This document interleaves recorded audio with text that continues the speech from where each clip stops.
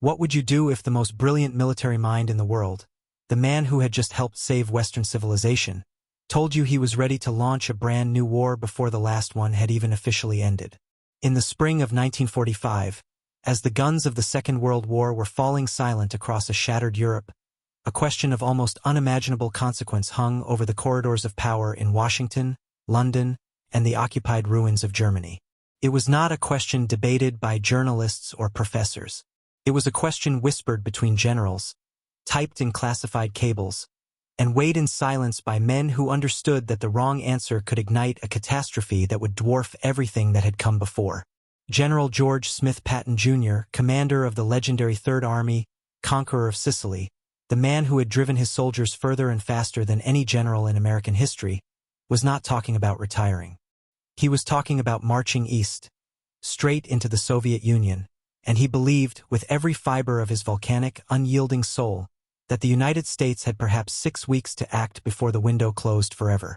If this story already has you leaning forward, you are exactly where this channel wants you to be. Please take a moment right now to subscribe, hit that like button, and share this video with someone who loves real history, the kind that never made it into the textbooks. And drop a comment below telling us something you just learned that surprised you. Your engagement keeps the storytelling alive, and stories like this one deserve to be heard. The seeds of this extraordinary crisis had been planted years before the moment of rupture. George Patton was a man out of time, a warrior poet who quoted the Iliad, believed in reincarnation, and wept openly when he visited ancient battlefields where he was convinced he had fought in previous lives. Born on November 11, 1885, in San Gabriel, California, to a family steeped in Confederate military tradition, Patton had spent his entire adult life preparing for war as if it were a sacred vocation. He had served in the punitive expedition against Pancho Villa in 1916 under General John "Black Jack" Pershing, commanded tanks in the First World War, and spent the interwar years studying military doctrine with an almost obsessive ferocity. By the time Operation Torch landed Allied forces in North Africa on November 8, 1942, Patton was already a legend in the making, a showman with pearl-handled revolvers and a helmet polished to a mirror shine, who believed that fear was a disease and aggression was the cure. But what made him dangerous in 1945 was not his ferocity on the battlefield. It was the clarity of his geopolitical vision, a vision that his superiors found either prophetic or dangerously unhinged, depending on the day and the audience. The relationship between Patton and General Dwight David Eisenhower was one of the most complex and consequential partnerships in the history of American arms. They had known each other since the 1920s, when both were still relatively obscure officers navigating the peacetime Army's frustrating slowness. Eisenhower, born on October 14, 1890, in Denison, Texas, was everything Patton was not: patient, politically astute, a master of coalition management and institutional diplomacy. Where Patton charged, Eisenhower calculated. Where Patton burned, Eisenhower steadied. And yet Eisenhower needed Patton with a desperation that he rarely acknowledged publicly, because Patton could do things on a battlefield that no other American commander could replicate. The tension between them had reached a near-breaking point in August 1943, when Patton slapped 2 soldiers he accused of cowardice at field hospitals in Sicily, triggering a scandal that nearly ended his career. Eisenhower, then Supreme Allied Commander, had covered for Patton, quietly reprimanding him while keeping him available for D-Day, because losing Patton, he had calculated, might cost the Allies the war. By 1945, however, Eisenhower was beginning to realize that keeping Patton might cost the peace. The Soviet dimension of this story is impossible to understand without grasping the magnitude of what the Red Army had accomplished by the spring of 1945. The USSR had suffered losses so staggering that the Western mind struggled to comprehend them. Approximately 27 million Soviet citizens dead, entire cities reduced to ash, a generation of young men erased from the demographic map of a nation. And yet, despite this apocalyptic toll, the Red Army had rebuilt itself into the most powerful land force on Earth.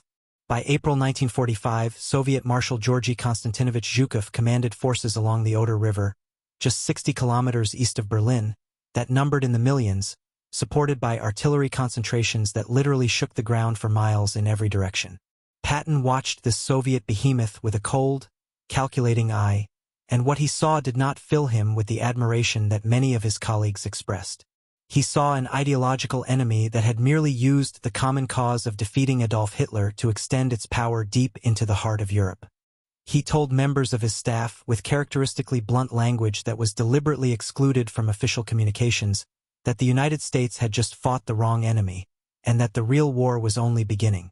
The specific flashpoint came in the frantic, pivotal weeks following Germany's unconditional surrender on May 8, 1945, Victory in Europe Day or VE Day, a date that the world celebrated with a joy that Patton refused to share. While millions of Americans and Europeans danced in the streets, while Churchill addressed crowds from the balcony of the Ministry of Health in London and Eisenhower cabled Washington with the famous words, "The mission of this Allied force was fulfilled at 0241 local time, May 7, 1945. Patton was in Bavaria, commanding what remained of the Third Army, and he was furious. He was furious because he had been stopped. At the end of April and into early May, Patton's forces had advanced far beyond the agreed occupation zones, capturing territory in Czechoslovakia and Austria that Allied planners had designated for Soviet control. Supreme Headquarters Allied Expeditionary Force (SHAEF) had ordered him to halt. He had complied, grinding his teeth with every mile his columns refused to advance. But he had not stopped thinking. And what he was thinking was that the halt had been a catastrophic mistake, one that a bold stroke, immediately before the armies demobilized, might still be able to correct. By the summer of 1945, Patton was no longer speaking in metaphors or euphemisms to those he trusted. He was speaking in operational terms. He believed the Third Army, if resupplied and reinforced, could drive through the Soviet occupation zones and reach the pre-war borders of Poland before Stalin's forces had time to consolidate. He argued that the American public, exhausted and grieving but still mobilized, would support a swift campaign if it were presented correctly, as the completion of the liberation of Europe, not the beginning of a new conflict. He made these views known to subordinate commanders, to visiting journalists he trusted, and, fatally, in language that filtered upward to Eisenhower's headquarters in Frankfurt. Eisenhower, who was navigating the staggering complexity of occupation, demobilization, and the early architecture of what would become the post-war order, received reports of Patton's statements with a mixture of exasperation, alarm, and something that might have been, beneath the professional composure, genuine fear, not of the Soviets, but of what Patton might actually do if given the slightest encouragement from anyone with authority. This is the midpoint of a story that has never been more relevant to the world we live in today. If you have stayed with us this far, please subscribe to this channel right now, like this video, and share it with a friend or family member who you think should know this history. Leave us a comment. Tell us what part of this story surprised you most, or what question it raised in your mind. Every comment, every share, every subscription is what makes it possible to keep bringing you the history that shaped the world you live in. The man who had to navigate the impossible space between Patton's volcanic certainty and the political realities of 1945 was Harry S. Truman, who had been President of the United States for barely 3 months when Germany surrendered. Truman had assumed the presidency on April 12, 1945, following the death of Franklin Delano Roosevelt at Warm Springs, Georgia.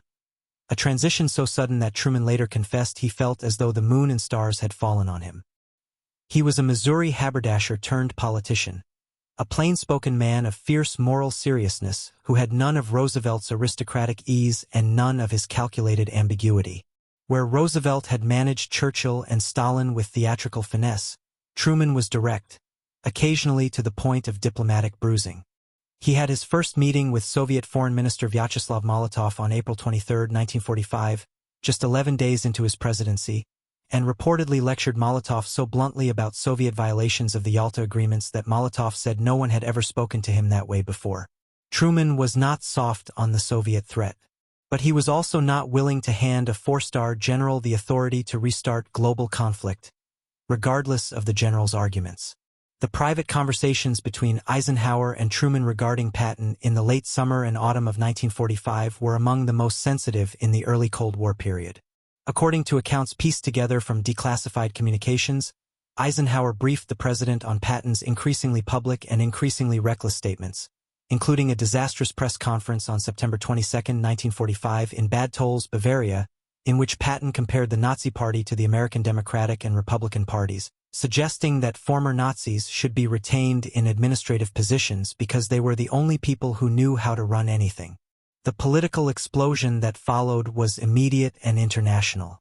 Truman, reading the reports in Washington, is documented to have expressed his fury in terms that left no ambiguity about his intentions. Eisenhower, who had tolerated Patton's eccentricities through 3 years of war, now faced a calculation with no good answer: relieve the best combat general America had produced in the 20th century, or allow him to destabilize the occupation, embolden Soviet propaganda, and potentially push a fragile peace toward a confrontation that no one was prepared for. On October 2, 1945, Eisenhower relieved George Patton of command of the Third Army, reassigning him to the 15th Army, a paper force with no combat troops, tasked with writing the history of the European campaign. It was a humiliation dressed as a reassignment, and everyone involved understood exactly what it meant. Patton accepted it with a public stoicism that concealed private devastation. He wrote in his diary that he felt like a used tube of toothpaste, squeezed until empty and discarded. On December 9, 1945, near Mannheim, Germany, his staff car was struck by a military truck in a low-speed collision that should have been minor. Patton suffered a cervical spinal fracture. He never recovered. On December 21, 1945, General George Smith Patton Jr. died at the Villa Reiter in Heidelberg, Germany, at the age of 60. He was buried not in the United States, but among his soldiers, in the American military cemetery at Hamm, Luxembourg, beside the men of the Third Army he had driven so hard, in wars real and imagined, across the blood-soaked fields of a century that will never be forgotten. What Truman ultimately said, and what Eisenhower ultimately understood, was this: that the most dangerous moment in history is not always the one announced by artillery. Sometimes it arrives quietly, in the voice of a brilliant and broken man who cannot tell the difference between the war that was and the war that must never be. If this story moved you, if it taught you something, if it made you see the past with different eyes, please subscribe to this channel, like this video, share it with someone who deserves to know this history, and leave a comment below telling us what you discovered today that you will carry with you. History is not finished with us yet.